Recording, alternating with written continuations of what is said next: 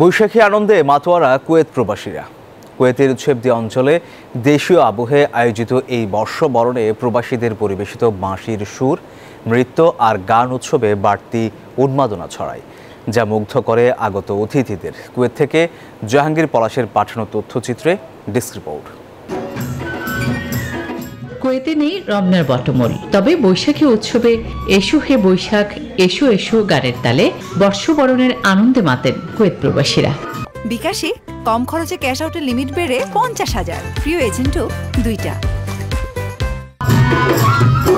রবীন্দ্র নজরুল শিল্পী গোষ্ঠীর আয়োজনে কুয়েতের সেবদিতে অনুষ্ঠিত বৈশাখী উৎসবে প্রবাসী শিল্পীদের নাচ গান সহ নানান পরিবেশনা মুগ্ধ করে সবাইকে।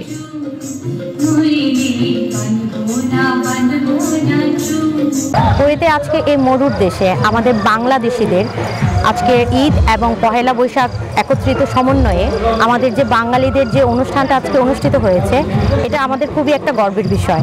বর্ণিল সাজে সেখানে অংশ নেন প্রবাসীরা। বর্ষবরণ এই আয়োজনে প্রধান অতিথি ছিলেন সংগঠনের উপদেষ্টা আব্দুল হাই।